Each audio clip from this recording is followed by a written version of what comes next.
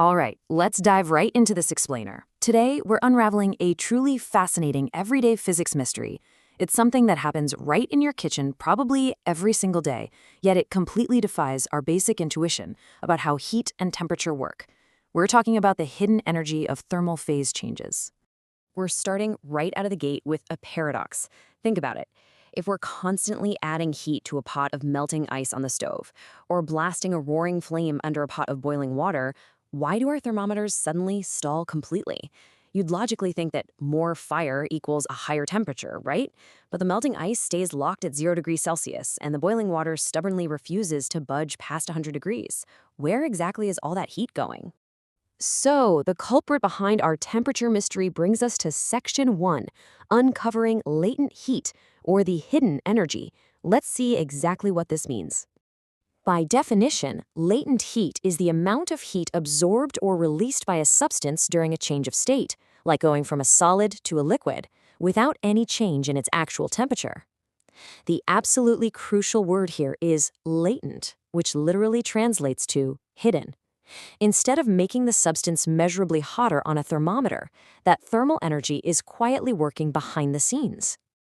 Right, so during a phase change, the energy doesn't just vanish into thin air. It's actually put to work physically shifting the arrangement of the particles. Think of it kind of like a crowded room of dancers.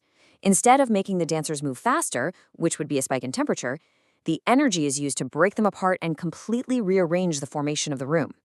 To ground this in hard physics, we need a way to track this hidden energy. We measure this exact concealed effort using the SI unit joules per kilogram. This simply tells us precisely how many joules of energy are required to physically restructure 1 single kilogram of a given substance. Now let's look closer at the first part of our kitchen mystery with Section 2, latent heat of fusion, moving from a solid to a liquid. This specific term applies when exactly 1 kilogram of a solid, just like our ice cube, absorbs heat and transitions into a liquid state at its melting point. And remember, this happens without a single degree of temperature change. The heat is exclusively dedicated to dismantling that rigid, solid ice structure into a fluid, flowing pool of water.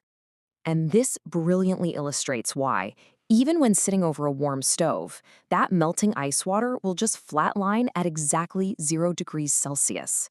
I mean, your thermometer literally will not budge from 0 until every single solitary crystal of ice has absorbed enough latent heat to loosen its bonds and become water. Only when the absolute last piece of ice melts can the temperature of the liquid water finally begin to rise. All right, let's see how this builds when we really crank up the heat. Moving on to Section 3, heat of vaporization, going from a liquid to a gas. Very similar to fusion, vaporization measures the hidden energy required for a phase change.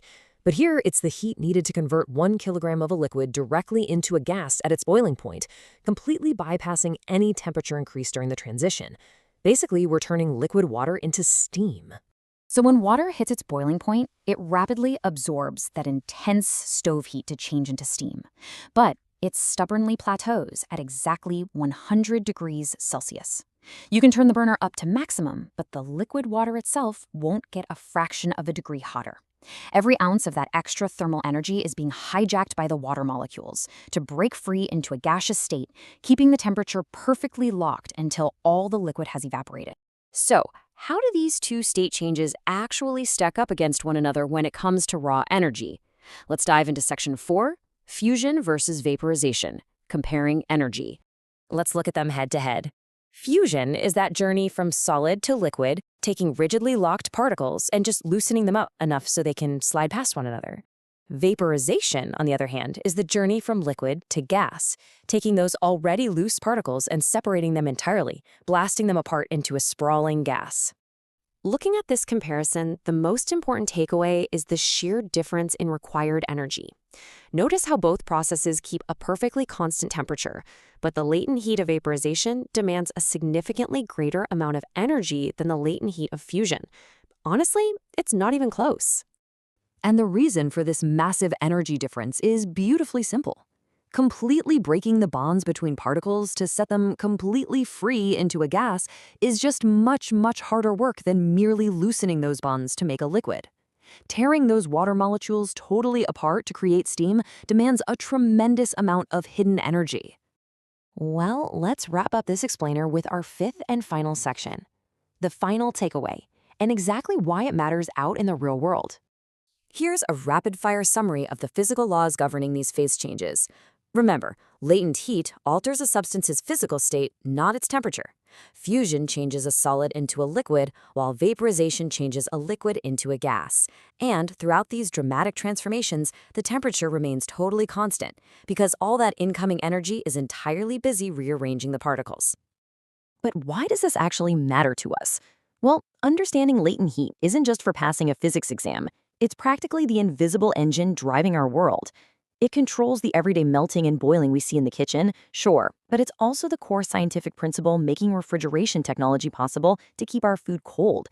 It dictates massive global weather patterns, and it's absolutely essential for countless industrial processing plants. It's literally everywhere. So the next time you boil a pot of water for pasta or watch ice melt in your glass, think about that massive amount of hidden energy at work.